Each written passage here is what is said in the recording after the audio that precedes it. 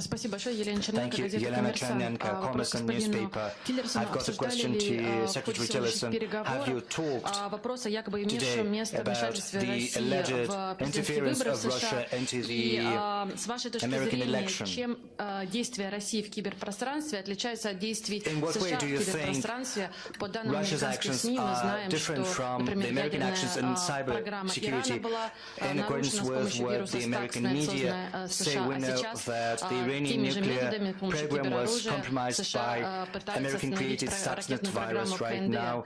И если можно, уточняющий вопрос обоим министрам, вы говорили, что будет создана группа, и спецпредставитель по налаживанию отношений. Идет ли речь о восстановлении двусторонней президентской комиссии? Спасибо. Are you talking about resuming the work of the bilateral presidential commission? Do you plan to do that? Thank you.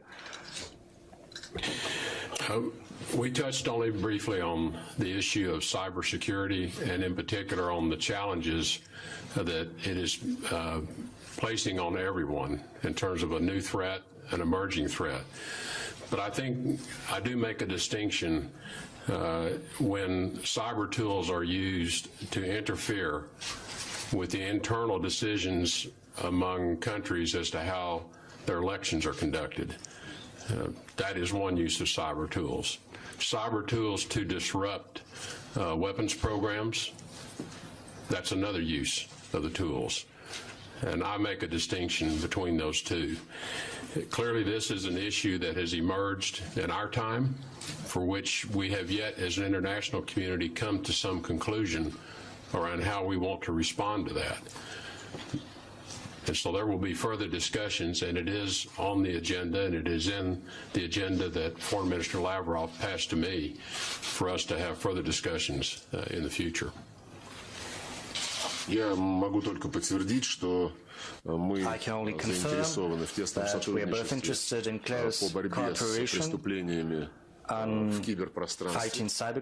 Мы, наверное, вы слышали, мы не раз об этом говорили, еще полтора года назад, в октябре 2015 года, предложили администрации Обамы, учитывая ее обеспокоенность действиями так называемых российских хакеров, которых они начали отлавливать по всему миру и незаконно, не задействуя имеющиеся между Москвой и Вашингтоном юридические процедуры, вывозить их в Соединенные Штаты и там Russia and the US, they started to detain these hackers and prosecute them after extraditing them from third countries. Back then, we said that we were not interested in our citizens being involved in these crimes. Therefore, we suggested that a special bilateral mechanism should be created that would exchange information in real time about anyone trying to breach the international or national norms of both Russia and the US. The Obama administration refused this proposal of ours. They didn't respond.